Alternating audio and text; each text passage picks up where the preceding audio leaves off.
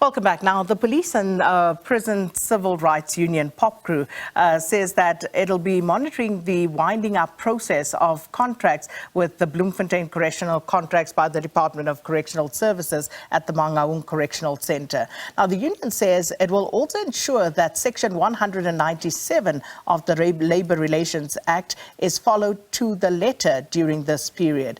And this comes after the Department of Correctional Services decided to terminate its contract with Bloemfontein Correctional Contracts. The Mangaung Correctional Center, which is run by BCC, came under the spotlight following the escape of Thabo Bester in May last year. Now, Bester was serving a life in prison for rape and murder, and he was convicted in 2011. Bester's escape involved a staged suicide in which it's believed that he was assisted by employees of the facility, among others. So to discuss this latest development in the matter, we joined on the line by Justice and Correctional Services Minister Ronald Lamola. Minister, good morning, and thanks so much for being with us here on Morning Live.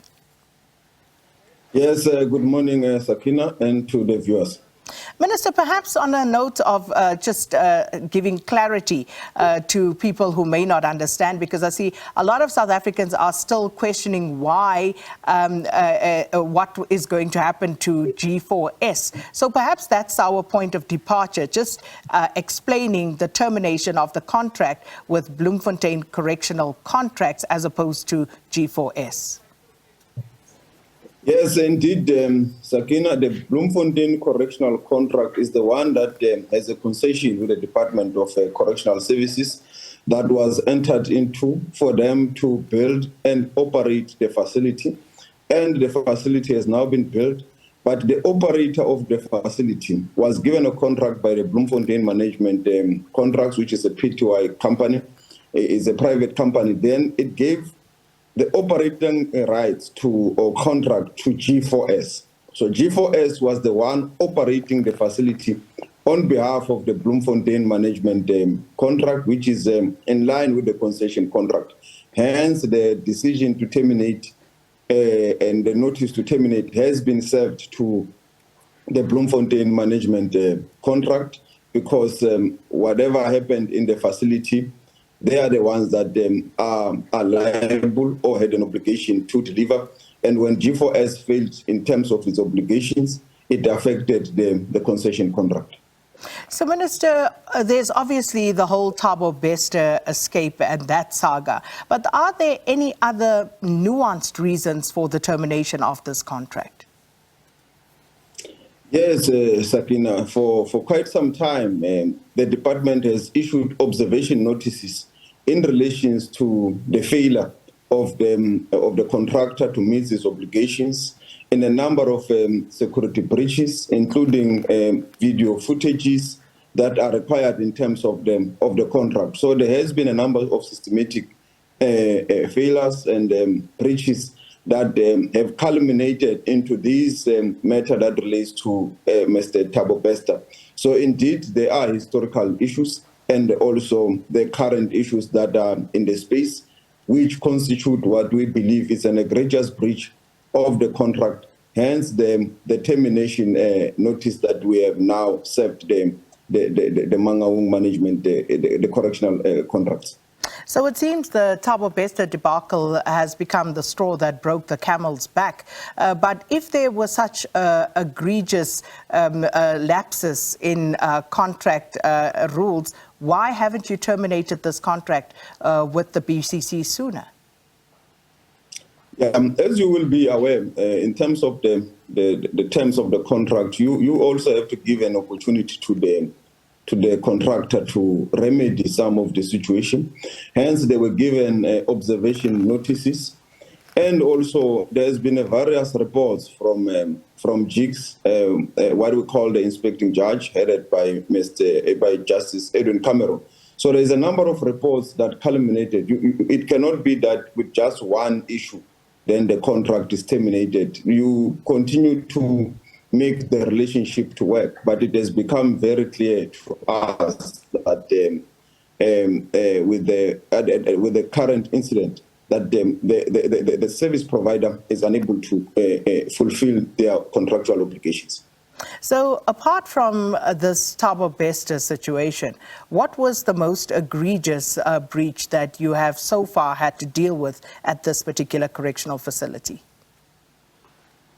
Yeah, since 2017, there's been a number of incidents almost similar to this one, where there have been issues where the video footages could not be shown, some of the issues related to assault. And you will remember there were also an expose with regards to the injection of some of the inmates and so forth, that were allegations that were also investigated by the inspecting jigs and so forth. So there's a number of issues that indeed, we are of the view that were historical, and this one became so egregious that the contractual relationship cannot be sustained. We can't move any further.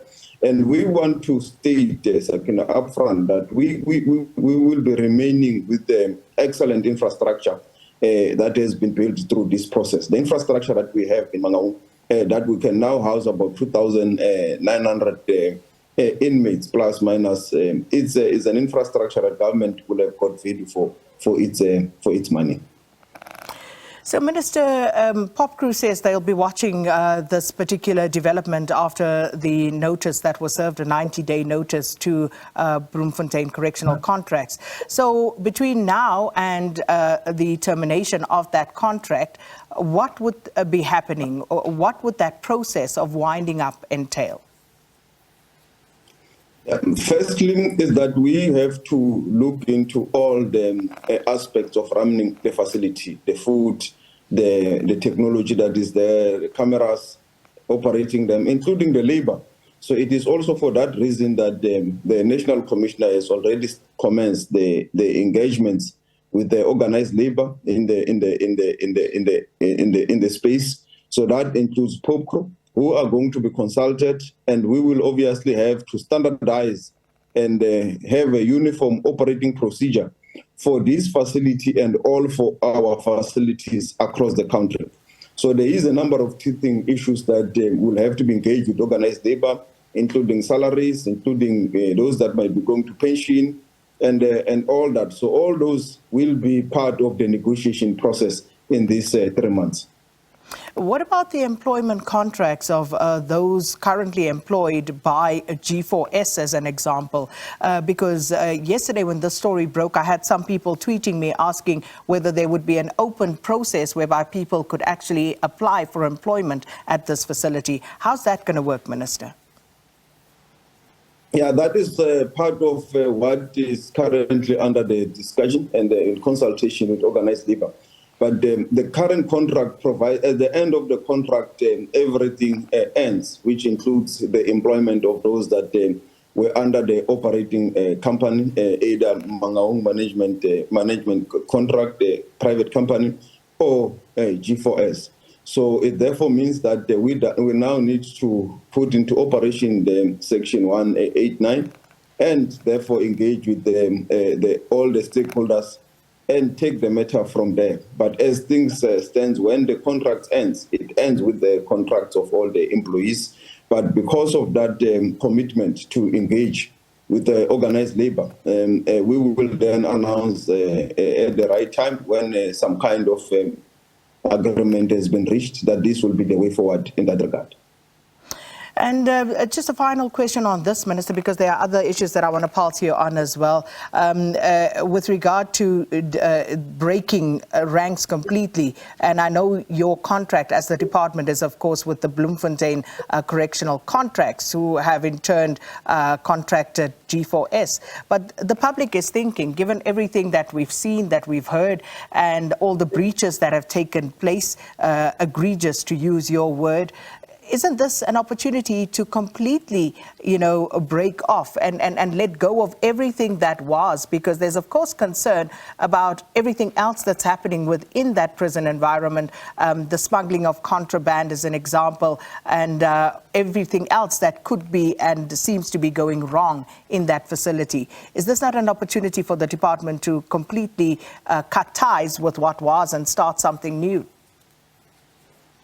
Yes, Sakina. Hence, we say that the whole process to standardize the operating procedure, that it must be in line with the one of the department. Everything will have to be uniform across the country. And the issue of contrabands and the issues related to technology and devices that are smuggled, we have said to the portfolio committee, we are currently working with the CSIR to help us to deal with the issues related to signal jamming in compliance with the ICASA regulations. So all those are issues we are looking into, and indeed we will have to break with the past and start anew in an environment that is secure and safe for the inmates, but also that will contribute to a safer South Africa. Well, we'll keep our eyes on that one. Minister, just very briefly, with regard to the messaging around the withdrawal of South Africa's membership from the International Criminal Court, what is South Africa's stance at this point? You yourself mentioned that the country is looking into this. So how far have you gone? Will South Africa be withdrawing its membership, or is that still up for discussion at this point? Yeah, that is, as we have said, at this stage, the country is signatory to the Rome Statutes. We are members and we are obliged to comply with with our obligations in regards to the Rome Statutes. What we are looking into is the fact that in other jurisdictions, like in the Great Britain, in the Netherlands, how the Rome Statutes have been domesticated does give a space for the executive to suspend or exit the Rome Statutes if it is not in the national interest to implement the statute with particular warrants of arrest, for example, visiting heads of states or diplomats, because international relations, it's a polycentric diplomatic and political issues where the executive should not be second guessed, because we with the executive are the ones who deal with these matters on a day-to-day basis and understand. So that's why in many jurisdictions, that is how the Rome Statutes have been domesticated. So that is the bill we are looking into in the department, and we will soon announce to the country how far we have gone. But that is what we are looking into in terms of the domestication of the Rome Statutes. We are not looking at withdrawing, but in terms of amending how we have domesticated the Rome Statutes to be in line with international customary law. And on the issue of the United Arab Emirates to deny the extradition of the Guptas, was everything done that was asked of South Africa? Has South Africa informed the UAE of its unhappiness subsequent to what they had said about the Gupta extradition decision? And has there been a response from them, Minister?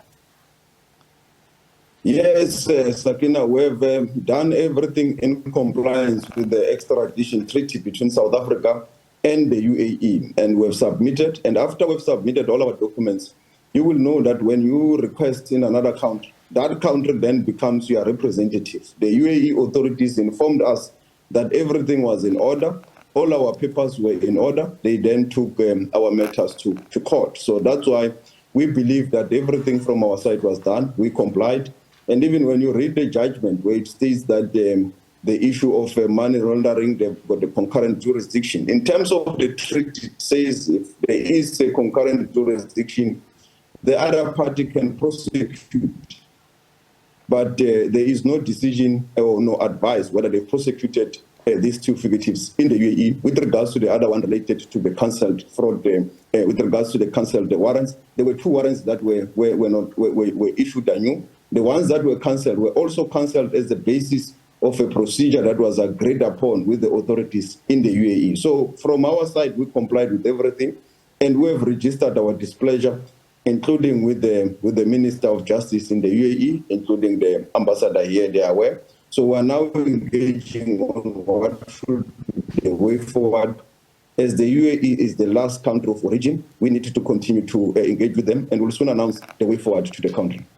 Minister, we'll leave it there for this morning. Thanks so much for your time. Justice and Correctional Services Minister Ronald Lamola talking to us about the Department of Correctional Services decision to terminate its contract with the Bloemfontein Correctional Contracts, among other things, and of course the implications of that 90-day notice to that particular entity.